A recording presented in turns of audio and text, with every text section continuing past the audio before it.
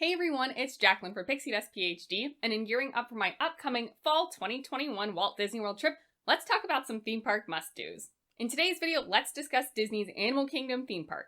We'll be discussing things I feel are must-dos for folks who have never been before or who haven't been in quite a few years, as well as some of my personal must-dos that probably don't apply to everybody. I can't wait to share my thoughts with you and get your feedback as well. Stay tuned.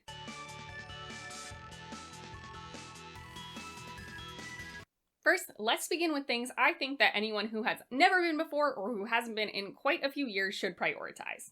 Absolutely, riding the Kilimanjaro Safari is a big one in my opinion, preferably first thing in the morning. The animals tend to be more active in the mornings before it gets to that peak heat in the afternoons. The safari is not only an enjoyable ride accessible to everyone, it also really represents the animal kingdom in my opinion. You learn a ton, and the ride really focuses on the conservation efforts of the park. This ride is so ideal in this park in my opinion, and it's absolutely a must-do for me on every single trip. Next, I really think everyone should take a little bit of time to appreciate the Tree of Life. That thing is an absolute masterpiece. Aside from the engineering aspects, the craftsmanship and the art that went into it are fantastic. There are representations of animals all over it. The entire tree is essentially made up of animals. Taking some time to spot everything you can on the tree is kind of like looking for hidden Mickeys, but almost on steroids. The Tree of Life is absolutely stunning, and I for sure think that spending a few minutes to appreciate it from a wide variety of angles is totally worth your time. Finally, in my must-do category for everyone would be to explore the Pandora Land at night. For the record, I really am not a fan of the Avatar franchise, but walking through that land is so impressive. It is immaculate and immersive, and it's one of the best things Disney's done. Even if you don't squeeze in one of the two main attractions in the land, just go walk around and soak everything up. Night is especially fantastic because of the bioluminescence factor of the land. The plants that they imagined and scattered through the land, as well as that rocky terrain, are truly breathtaking. There also are some great quick service food options in the Pandora Land, but in general, just take some time to walk around, really soak it up, and immerse yourself in that feeling. Moving right along, these next few items won't be for everyone depending on your age, your height, and your personal interests, but they are pretty much must-dos for me.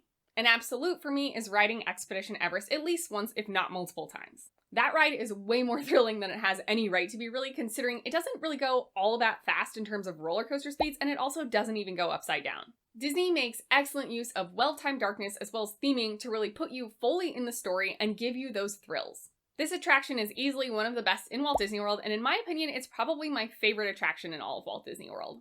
If you like roller coasters, Expedition Everest is absolutely a must-do. If you enjoy an alcoholic beverage, Animal Kingdom has some excellent options that may just rival Epcot. Everything I've tried at the Nomad Lounge, which is the lounge attached to Tiffin's, has been absolutely fantastic. Nomad Lounge is a great place to grab a drink as well as some small bites, but also to take a midday break while staying in the theme park. Animal Kingdom also offers a Dole Whip that you can get with a splash of dark rum. It's usually over at Tamu Tamer Refreshments. If you are a fan of Dole Whip, this is in fact as tasty as you're imagining. Drinkwalla and Dawa Bar also have a lot of fun, unique specialty cocktails, and the Animal Kingdom even has a few beers that you can really only get there. Pandora has 2 beers specially made for the land, and one is a pretty vibrant green color, which is super fun. You can also get the Kungaloosh beer, which was once a feature over at the now extinct Pleasure Island, here in the Animal Kingdom, usually at Nomad Lounge or the Thirsty River Bar. I'm not much of a fan of beer, but I'm told that the Kungaloosh is a quite tasty, flavorful amber red ale. Essentially, if you enjoy grabbing an alcoholic drink, don't overlook all of the options at the Animal Kingdom. If you enjoy shows, I would highly suggest making time to see Festival of the Lion King and Finding Nemo the Musical. Both of these shows are found at Disney's Animal Kingdom theme park. Festival of the Lion King is often touted as the best show at Walt Disney World, and that line can get quite long, and the fast passes also generally go pretty fast.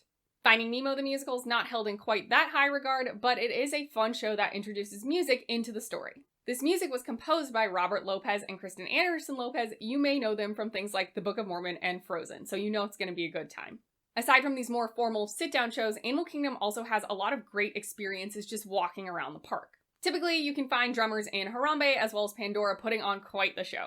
If you don't want to commit the time to seeing something like Festival of the Lion King or Finding Nemo the Musical, then definitely at least take 5 or 10 minutes to stop on your walks and enjoy the atmosphere. And finally, if you like meeting characters, then check out the Mickey and Minnie meet and greet where you can meet them in their really cute safari outfits over at the Adventurers Outpost. Usually you meet Mickey and Minnie together, actually, which is a pretty rare experience. If you'd prefer character dining to eat while you're also meeting characters, instead of waiting in that line for a standard character meet and greet, think about the Tusker House. I love snagging what I consider a brunch reservation at Tusker House. Officially, they don't have brunch.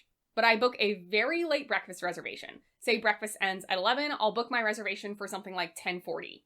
Then my first plate will be the breakfast offerings, and by the time I'm done with that and I've met the characters once or so, my second plate will now move on to lunch offerings.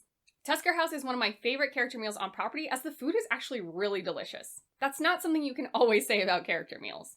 Also, the breakfast price isn't too pricey. All things considered, we are talking about Disney pricing for a character meal in a theme park, but compared to some of your other character meal options, it's actually fairly reasonable. Normally, you'll get to meet Mickey, Goofy, Donald, and Daisy dressed up in their safari gear. You'll note that Minnie is missing from Tusker House. If you are keen on meeting Minnie in her safari gear, definitely make your way over to the standard character meet and greet. These are my must-dos and really my recommendations for having an awesome day at the Animal Kingdom. If you enjoyed this video, please hit that thumbs up button to like the video and consider subscribing to the channel. You can ring the bell icon to receive notifications whenever I post new videos. Please let me know in the comments down below what your Animal Kingdom must-dos are. I am a creature of habit and I tend to fall back into the same routines time and time again, so I would love to hear what you prioritize in order to help me shake up my routine. We can also chat outside of YouTube if you want. You'll find me on Twitter and Instagram at PixieDustPhD. I sometimes feel like the Animal Kingdom Park gets a bad reputation as not a full-day theme park. A lot of folks view it as a zoo and a theme park in one, and I've definitely seen some criticisms that you sacrifice theme park aspects for the animals. But honestly, I really love having the animals and the theme park aspect all contained together. I also generally just really love going to zoos. There is so much to do at Disney's Animal Kingdom if you really take the time to appreciate the immaculate theming.